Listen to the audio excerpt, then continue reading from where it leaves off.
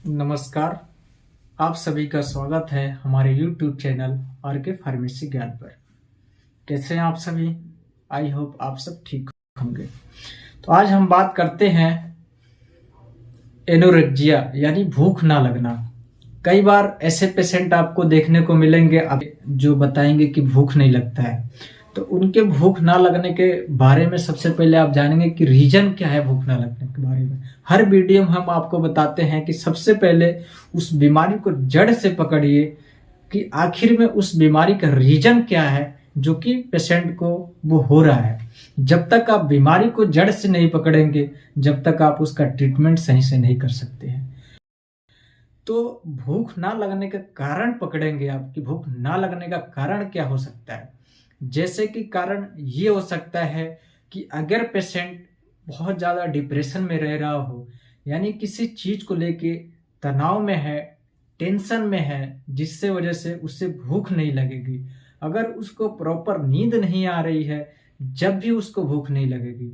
यानी कि भूख ना लगने के अनेकों कारण होते हैं। इसी प्रकार से कुछ और भी कारण होते हैं इसके अलावा, जैसे कि अगर वो अल्कोहल ले रहा हो ज़्यादा या स्मोकिंग कर रहा हो ज़्यादा, या उसके पेट में अगर वर्म इन्फेक्शन हो गया हो, जैसे कि छोटी छोटी पेट में कीड़ी टाइप के हो जाते हैं जिन्हें हम बोलते हैं। तो अगर इस प्रकार के वर्म इन्फेक्शन हो गया हो, जब भी पेशेंट को भूख नहीं लगी, या तो पेशेंट की खून की कमी हो गई हो बॉडी में, आप उसको डायग्नोस करेंगे, एक बार उसका सीबीसी कराएंगे।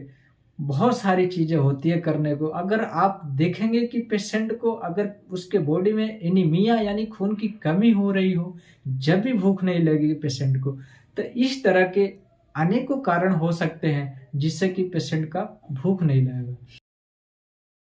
तो चलिए हम बात कर लेते हैं साइन एंड सिम्टम्स के बारे में। साइन एंड सिम्टम्स जैसे कि पेशेंट को भूख नहीं लगेगा, उसके साथ ही हम बात करते हैं ट्रीटमेंट के बारे में कि पेशेंट को ट्रीटमेंट क्या चलेगी अगर उसको भूख नहीं लगती है। तो आपको मार्केट में यूनी एंजाइम टैबलेट मिल जाएगी, जो कि आप पेशेंट को सुबह शाम खाने के आधा घंटा बाद देंगे 5 दिन तक। उसके साथ ही साथ अगर कंडीशन और ज़्यादा ख़राब है तो आप और डोज को बढ़ा सकते हैं आगे तक। साथ में आप डी वार्मिंग की टैबलेट अल्बेंडाजोल 400, जो कि मार्केट में आपको बेंडी या अन्य नामों से मिल जाएगी, वो आप वीकली पेशेंट को देंगे। अगर 1 वीक तक आपने दिया, वीक में 1 बार देंगे। उसके बाद अगर नीड पड़ती है, आपको ऐसा लगता है कि और देना चाहिए, तो आप फिर वीक में 1 बार और कंटिन्यू कर सकते हैं।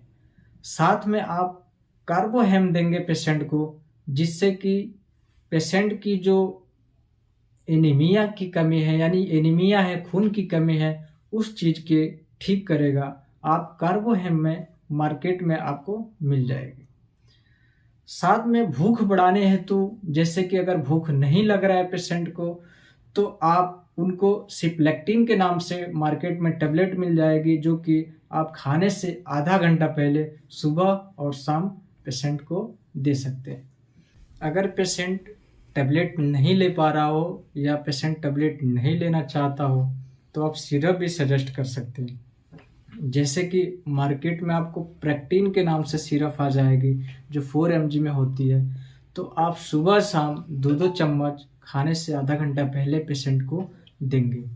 इसके साथ ही आप सिरप जेरीफोर्ट के नाम से मार्केट में मिलेगी, इसको आप 2-2 चम्मच सुबह शाम खाने के बाद देंगे, जो कि जनरल मेटाबॉलिक टॉनिक के रूप में काम करेगी। इसी के साथ आप किसी प्रकार के जैसे प्रोटीनेक्स पाउडर भी आते हैं, तो प्रोटीनेक्स पाउडर भी दे देंगे, जो कि पेशेंट को हेल्थ की जो उनकी वीकनेस है उस चीज़ पे काम करेगी। तो चलिए